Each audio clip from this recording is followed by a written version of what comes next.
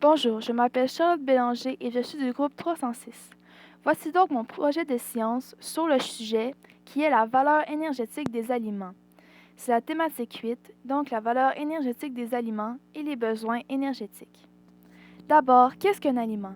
Un aliment est une substance solide ou liquide qui sert de nourriture à notre organisme. Ceux-ci contribuent à nos besoins nutritionnels et nos besoins en eau et énergie. Les aliments sont composés de trois composés organiques: les glucides, qui en ont 17 kJ par gramme, les lipides, possédant 37 kJ par gramme, et les protéines, qui elles en ont 17 par gramme. Sachez qu'il y a une autre catégorie de composés, les minéraux, fibres alimentaires et eau, qui ne fournissent malheureusement pas d'énergie aux cellules du corps. Vous êtes sûrement en train de vous demander ce qu'est un kilojoule. C'est tout simplement l'unité de mesure d'énergie utilisée en médecine, en nutrition et en diététique pour savoir l'énergie utilisée par l'organisme ou contenue dans les aliments dans le corps. Elle s'exprime en joules et en kilojoules. Comment savoir combien de nutriments entrent dans mon corps chaque fois que je mange quelque chose? Il ne faut que regarder attentivement l'étiquette de valeur nutritive sur le sachet ou la boîte du produit. Chacun des nutriments est affiché dans ce petit tableau informatif selon la portion indiquée. Donc, si vous mangez la portion écrite sur l'étiquette, vous consommerez tous les aliments qui y sont. Passons sur chaque composé du tableau. Les calories vous montrent combien d'énergie contient une portion de l'aliment consommé.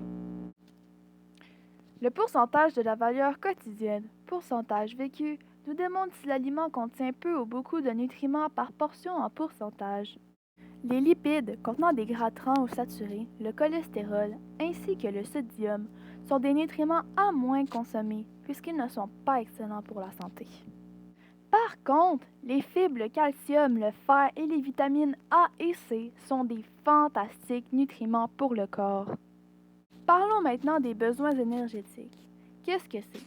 Un besoin énergétique est la quantité de kilocalories, plus couramment appelée calories, qui est nécessaire au corps humain selon l'âge, le poids et l'intensité de l'activité physique quotidienne. On peut calculer le rapport énergétique nécessaire à un individu en additionnant les dépenses d'énergie requises, donc l'énergie perdue chaque jour.